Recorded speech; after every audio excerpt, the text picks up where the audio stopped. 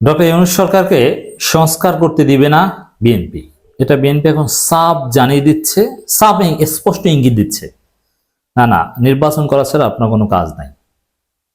সংস্কার করতে চাইলে এটাকে বলে সন্দেহ।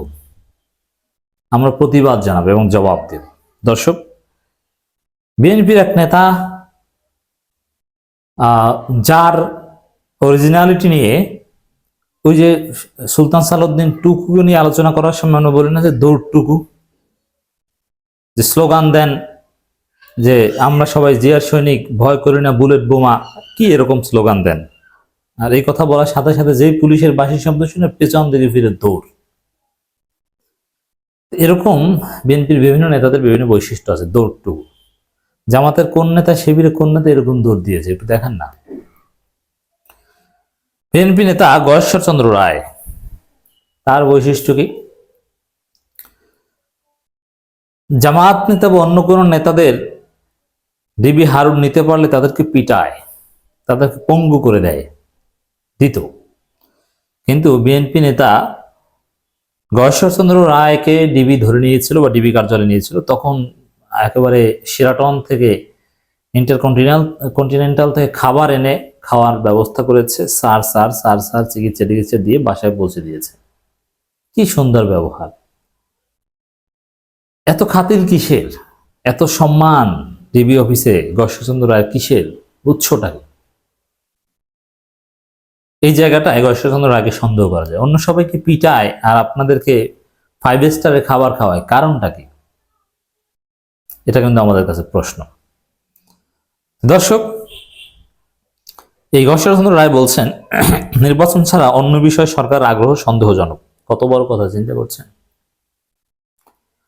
এর মানে নির্বাচন ছাড়া অন্য বিষয়ে কাজ করাই যাবে না, সংস্কার কিচ্ছু করা যাবে না, সংস্কার করতে গেলে ওটা নাকি সন্দেহজনক।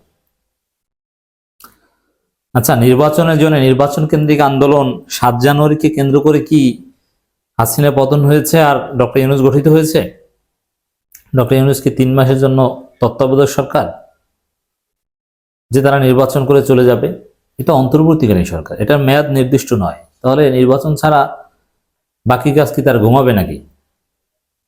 এটা কত বড় কথা আপনি চিন্তা করেছেন যে নির্বাচন ছাড়া অন্য বিষয়ে সরকারের আগ্রহ সন্দেহজনক।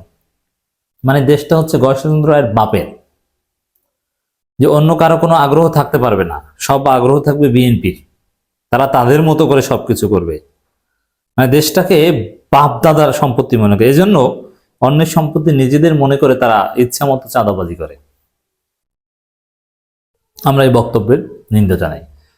বরং অন্য বিষয়ে সরকার আগ্রহ আগে থাকতে হবে, অন্য বিষয় সলভ করে সংস্কার করে তারপরে নির্বাচনের দিকে যেতে হবে। জনগণ এই সেন্স থেকেই ডক্টর ইউনূস সরকারকে ক্ষমতায় বসিয়েছে।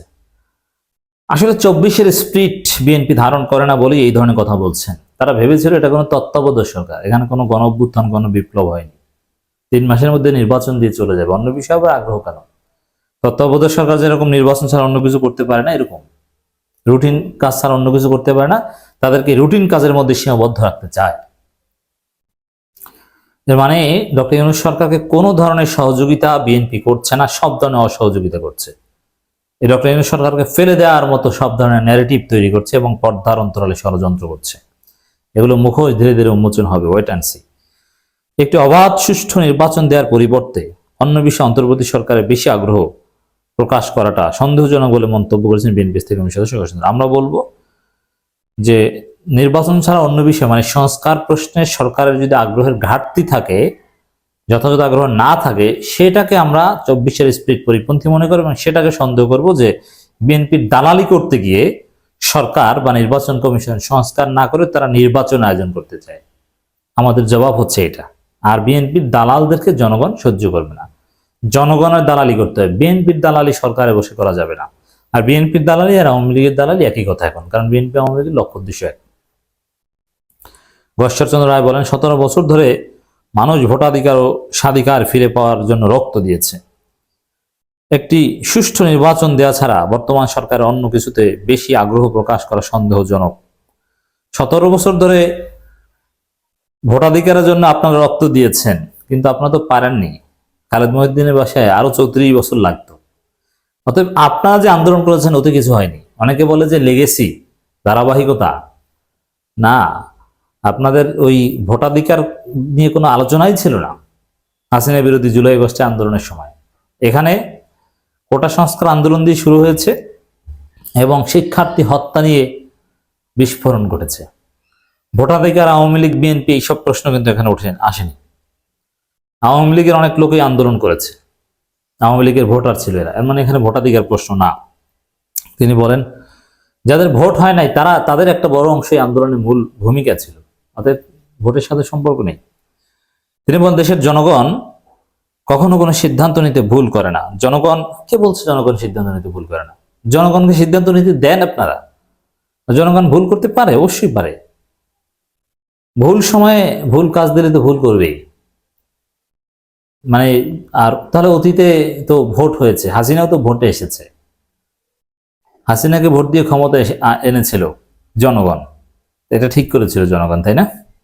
এই সার্টিফিকেট দিচ্ছেন মানে কি বলছেন তারা নিজেরাও জানে না। স্ত্রী মারা গেছে, কিছুদিন একটু শোক টোক করবে তা না, পরের দিনই মাইক হাতে নিয়ে ভারতের দালালি শুরু করেছে। জনগণ কিন্তু আমাদের চাইতে বেশি বোঝে, তরুণ প্রজন্ম আপনাদের চাইতে বেশি বোঝে, আওয়ামী জনগণ আপনাদের চাইতে আমাদের চাইতে বেশি বোঝে না। কিন্তু জনগণ কি চায় সেটা অন্তর্বর্তী সরকার বুঝতে চাইছে না। দেশের তরুণ সমাজে তরুণ সমাজ কেন বিদেশে পাড়ি দিতে চায়, কারণ আমরা দেশটাকে বসবাসের উপযুক্ত করে গড়ে তুলতে পারিনি। দেশে ভালো চিকিৎসা ব্যবস্থা নেই, অথচ এটা জনগণের মৌলিক, এটা নেই আপনাদের ব্যর্থতা। অথচ এখন ডক্টর ইউনূসকে সুযোগ দেন। কিন্তু আপনারা তো বলেন যে অন্য বিষয়ে আগ্রহ থাকলে সেটা সন্দেহজনক, কারণ চিকিৎসা ব্যবস্থা উন্নত করুক, এই যে চীন ইনভেস্ট করতে চেয়ে করুক, হসপিটাল করুক। আপনারা বলেন অন্য বিষয়ে আগ্রহ থাকা যাবে না, আবার বলেন দেশের বসবাসের উপযোগী নয়। এই গর্ষচন্দ্র রায় বলেন একবার প্রেসিডেন্ট জিয়াউর রহমান আমাদের ডেকে নিয়েছিলেন, আমরা গিয়ে দেখি তিনি অস্থিরভাবে পায়চারি করছেন। তখন আমরা জিজ্ঞেস করছিলাম আপনার কি হয়েছে? তিনি বললেন বলো তো আমার পরিবারের লোক সংখ্যা কয়জন? তখন আমরা বললাম আপনি, ম্যাডাম আর 2 ছেলে, আপনি কি তাদের নিয়ে চিন্তিত রয়েছেন? তখন জিয়াউর রহমান বলেন আমার পরিবার এতটা ছোট হলে তো আর চিন্তা করতাম না, কারণ আমার পরিবারের লোক সংখ্যা হলো 10 কোটি।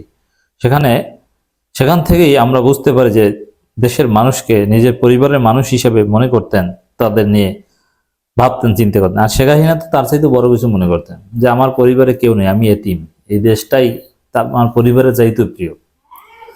এইসব কথাবার্তা, এগুলো ইমোশনাল কথাবার্তা, এগুলোর রিয়ালিজমে এগুলোর কোনো অ্যাকসেপ্টেন্স নাই। গর্ষচন্দ্র আরো বলেন সংস্কার একটি চলমান প্রক্রিয়া, এটা একটা ভাতবাজি তৈরি, অনেকবার বলেছি। সংস্কার চলমান প্রক্রিয়া নয়, সংস্কার হচ্ছে 11টা কমিশনের রিপোর্ট বাস্তবায়ন করা, সংজ্ঞাটা মনে রাখবেন। এটা নিয়ে সমালোচনা কিছু নেই। আমরা যে 31 দফা দিয়েছি সেটা 31 দিনেই বাস্তবায়িত হয়ে যাবে তা না। 31 দফার সাথে জনগণের কোনো সম্পর্ক নেই, 31 দফার সাথে 24-এর সম্পর্ক নেই। 71-এর কথা আছে, কিন্তু 24-এর কথা 31 দফায় নেই, অতএব 31 দফা অচল। যাই হোক দর্শক, এই বিএনপি সরকারের ত্রুটি চেপে ধরছে, কোনো ধরনের সহায়তা করছে না, সব ধরনের অসহযোগিতা করছে, সরকারকে ফেলে দিতে চাচ্ছে, আওয়ামী লীগের সাথে মিলে সামনে মাঠে নামতে যাচ্ছে, স্পষ্ট ইঙ্গিত দিচ্ছে নির্বাচন ছাড়া অন্য কোনো বিষয়ে আগ্রহ থাকাটা নাকি সন্দেহজনক। আমরা বিএনপির এই সরকার বিরোধী অবস্থানকে, গণবিরোধী অবস্থানের বিরুদ্ধে প্রতিবাদ জানিয়ে রাখলাম।